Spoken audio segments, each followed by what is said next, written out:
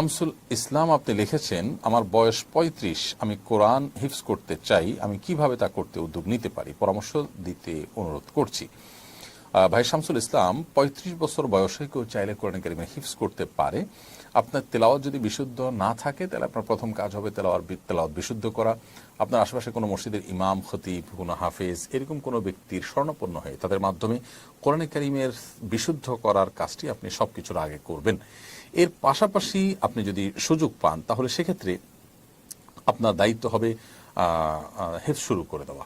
কোনো একজন হাফেজে কোরআন যিনি কোনো একটা মসজিদের দায়িত্ব পালন করছেন অথবা কোনো একটা মাদ্রাসার দায়িত্ব পালন করছেন, এক কথা যিনি হাফেজ, এরকম কোনো ব্যক্তির শরণাপন্ন হয়ে তার সহযোগিতা নিয়ে আপনি প্রতিদিন একটু একটু করে তেলাওয়াত করবেন এবং যেটা তেলাওয়াত করছেন সেটা সালাতের মধ্যে, নামাজের মধ্যে বারবার করে নফল নামাজে, ফরজ নামাজে আপনি পড়তে থাকবেন। ইনশাআল্লাহ আপনি এভাবে যদি ধীরে ধীরে শুরু করে দেন, আশা করা যায় আল্লাহ রাব্বুল আলামিন একসময় আপনাকে অবশ্যই তৌফিক দান করবেন এবং আপনি ইনশাআল্লাহ তাআলা আপনার কাঙ্ক্ষিত জায়গায় পৌঁছতে পারবেন, অর্থাৎ আপনি আপনার হিফজ সম্পাদন করতে পারবেন। আল্লাহ তাআলা আপনাকে সেই তৌফিক দান করুন। আমরা মনে প্রাণে আপনার জন্য দোয়া করছি।